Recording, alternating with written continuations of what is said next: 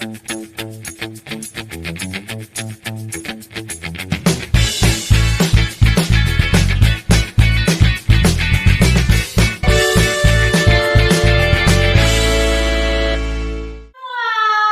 siang. Apa kabarnya hari ini? Luar biasa, sukacita, yes, yes, yes. Hari ini kita berkumpul lagi di rumah masing-masing tentunya. Kita akan mengikuti ibadah sekolah minggu, namun sebelumnya kita berdoa dulu ya. Bapa dalam surga, terima kasih pada hari minggu ini kami sudah siap akan mengikuti ibadahmu ya Bapak. Ibadah ini ya Bapak, biarlah Engkau menyertai ibadah ini dari awal pertengahan hingga akhirnya. Biarlah Engkau buat hati kami hanya fokus tertuju kepada ibadah ini ya Bapak. Jauhkan dari setan segala hal yang mengganggu fokus kami ya Bapak. Ini menjadi dalam permohonan kami, dalam nama Tuhan Yesus kami telah berdoa. Haleluya, amin. Kita mulai ibadah kita angkat pujian kita nyatakan aku istimewa. Semua yang di rumah ikuti gerakan dan lagunya ya.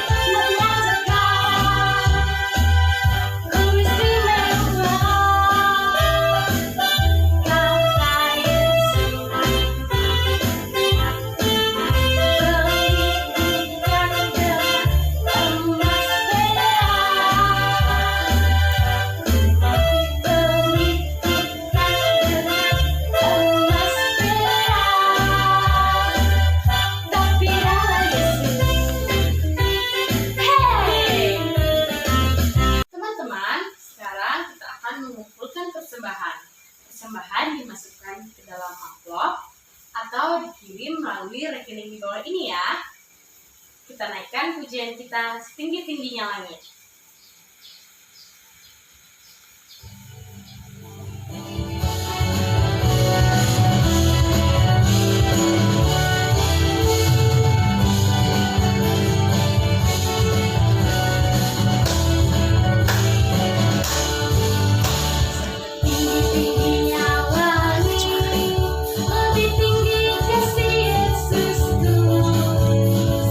Dalam-dalam lautan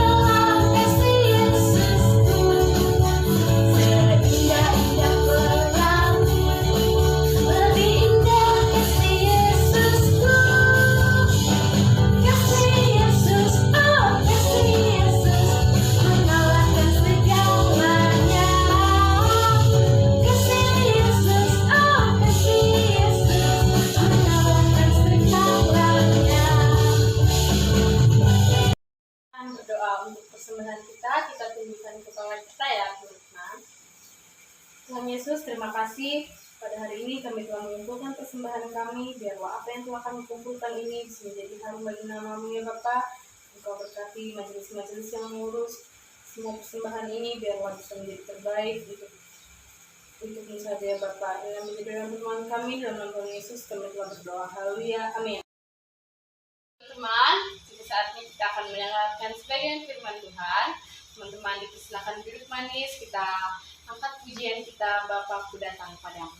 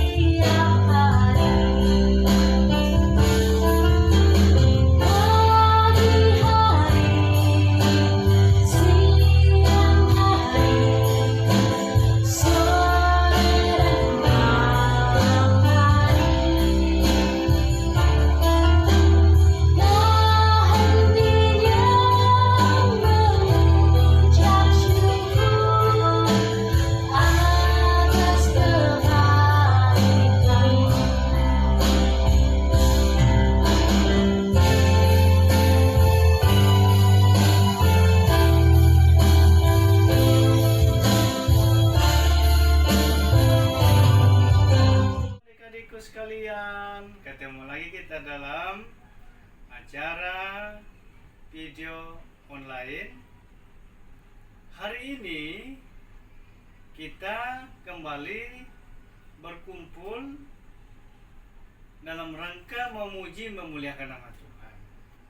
Nah, adik-adikku sekalian, kalau tadi ya mamanya Elsa sudah membawa kita dalam puji-pujian, ya, meninggikan nama Tuhan. Saatnya kita mau belajar tentang kebenaran firman Tuhan. Tapi sebelumnya itu adik-adikku, kita mau berdoa, kita meminta pertolongan Tuhan sehingga firman-Nya boleh merasuk dalam kehidupan kita, sehingga kita boleh mengerti dan memahaminya. Mari kita berdoa. Terima kasih ya Tuhan Yesus. Di pagi yang luar biasa ini Tuhan boleh memberikan kesempatan kembali kami untuk datang memuji memuliakan nama-Mu. Bapa Surgawi, saatnya kami mau belajar tentang kebenaran firman-Mu. Kami mohon Roh Kudus-Mu tercurah atas kami, sehingga pikiran kami boleh dibukakan, sehingga kami boleh mengerti kebenaran firman-Mu. Pakai kami Tuhan Yesus menjadi alat-Mu. Pakai kami menjadi saluran berkat untuk tetap berada di dalam kasih. Tuhan, kami mau sama-sama belajar kepada firman-Mu dalam nama Yesus. Haleluya. Amin. Ya adik-adikku sekalian, hari ini kita belajar tentang dua orang, ya, 2 orang. Ya, sebelum kakak bercerita lebih lanjut, kita dulu cerita kita ini terambil dari Lukas 18 ayat 9 sampai 14 yang di buku ini dikasih judul Tuhan Mengenal Hati. Sebenarnya adik-adikku sekalian, dalam cerita Lukas 18 ayat 9 sampai 14 ini bercerita tentang 2 orang, perumpamaan 2 orang yang akan pergi ke Bait Allah atau ke gereja, mau berdoa di gereja. Nah, yang satu itu namanya orang Farisi. Kalau dulu dia begini orang Farisi. Kemudian yang satunya itu pemungut cukai. Ya, adik-adikku mungkin coba paham ya. Kalau orang Farisi itu adalah golongan daripada orang-orang yang ahli kitab Taurat atau orang-orang yang memegang ya suatu jabatan di dalam gereja. Ya, kalau seperti sekarang ini yang marah majelis, hamba-hamba Tuhan, atau orang-orang yang sudah mengerti tentang kebenaran firman Tuhan. Jadi di dalam agama orang Yahudi ada 2 orang golongan, yang satu namanya orang Saduki, yang satu namanya orang Farisi. Nah, kebetulan pagi ini kita akan bercerita tentang orang Farisi. Nah, orang Farisi ini adalah salah satu golongan dari agama orang Yahudi. Nah, orang-orang Farisi ini adalah orang-orang yang ahli di bidang agama. Orang-orang yang mengerti tentang firman Tuhan. Orang-orang yang sangat paham tentang apa-apa yang ada di dalam firman Tuhan ini, Alkitab. Sedangkan yang satunya, adik-adikku sekalian, ini adalah pemungut cukai. Tahulah kalau pemungut cukai. Jadi pemungut cukai itu adalah orang-orang yang mengumpulkan pajak. Ya, jadi orang-orang yang mengumpulkan pajak. Kalau misalnya di pasar, kalau adik-adik belanja ke pasar, bisa ada yang tukang narik. Nah, kita dikasih kertas, kita kasih uang. Atau ya tukang parkir. Ya, kalau kita belanja, nah di situ ada tukang parkir yang ngambil uang. Jadi itu nama dia cukai. Suka untuk mengambil cukainya, pajaknya. Ya, itu. Ya. Nah, itu tugas-tugasnya daripada pemungut cukai. Nah, adik-adikku sekalian, setelah mereka masuk di dalam Ka'bah Tuhan atau gereja, mereka sama-sama berdoa. Nah, adik-adikku sekalian, sebagai belum lanjut lagi kakak menjelaskan, sebaiknya kita tonton video yang sudah kakak siapkan sebagai berikut. Hari ini cerita Bibelnya tentang perumpamaan orang Farisi dan pemungut cukai. Suatu hari, ada seorang Farisi dan pemungut cukai pergi ke Bait Allah untuk berdoa. Bait Allah bagi orang Yahudi adalah alat perantara untuk menyembah Allah. Sesampainya di sana, orang Farisi itu masuk ke Bait Allah dan berdiri, dan dia mulai berdoa. Ya Allah, aku mengucap syukur kepadamu, karena aku tidak sama seperti semua orang lain. Bukan perampok, tidak jahat, juga tidak seperti pemungut cukai ini. Aku selalu melakukan yang baik, berpuasa 2 kali seminggu, juga memberikan persepuluhan. Wah, Orang Farisi ini dalam menyampaikan doanya, yang ia pikirkan hanya dirinya sendiri ya teman-teman. Ia tidak peduli tentang hal lain, kecuali dirinya sendiri. Dan ia juga memandang rendah orang lain, yaitu memandang rendah si pemungut cukai. Tetapi pada saat si pemungut cukai berdoa, dia berdiri jauh-jauh. Dia merasa malu dan ia juga tidak berani melihat ke langit. Melainkan ia memukul diri dan berkata, Ya Allah, kasihanilah aku, orang berdosa ini. doa si pemungut cukai ini penuh dengan kerendahan hati dan sangat merendahkan diri. Doanya dipenuhi dengan permohonan untuk bertobat atas dosa dan kerinduan hatinya kepada Allah. Kemudian Tuhan Yesus berkata kepada orang-orang yang mendengarkan perumpamaan itu, Setelah berdoa, pemungut cukai itu pulang ke rumahnya sebagai orang yang dibenarkan Allah. Tetapi orang Farisi itu tidak, karena pemungut cukai itu berdoa dengan tidak sombong, sedangkan orang Farisi itu sombong. Tuhan senang kepada orang yang tidak sombong. Dari cerita ini kita bisa belajar untuk tidak boleh sombong. Kita harus merendahkan diri.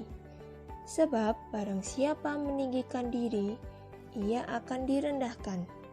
Dan barang siapa merendahkan diri, ia akan ditinggikan. Nah, ini adalah ayat hafalan kita ya, friend, yang terambil dari Lukas 18 ayat 14b. Yuk kita hafalkan sekali lagi ya friend.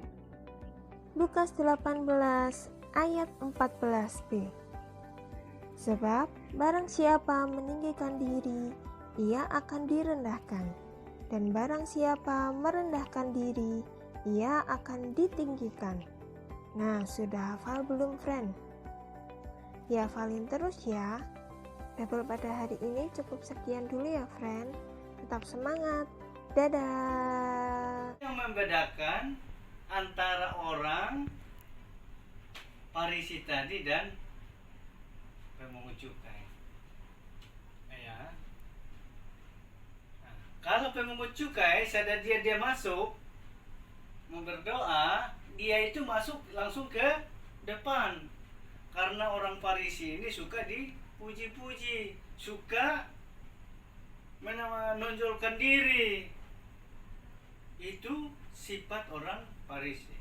Kedua, ya, orangnya menganggap dirinya paling benar. Menganggap dirinya paling benar, yang lain salah. Menganggap dirinya paling suci, yang lain orang berdosa. Ketiga, suka memandang rendah orang lain, menganggap remeh orang lain. Dia mengaku bukan perampok, bukan orang lalim.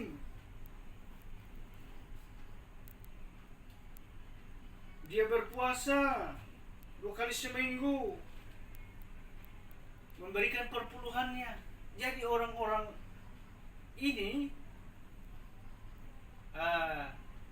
orang Farisi ini, dengan kata lain, dia adalah orang yang sombong rohani. Ya, dia berdoa, Tuhan, aku ini berpuasa 2 kali seminggu, suka memberikan perpuluhan, rajin ke gereja. Dia menonjolkan dirinya di hadapan Tuhan. Nah, lain halnya dengan orang pemungut cukai tadi. Gimana dia pemungut cukai pada saat dia datang? Dia itu masuk, dia malah duduk di belakang, paling belakang. Kenapa? Dia menganggap dirinya adalah orang yang berdosa, orang yang tidak layak.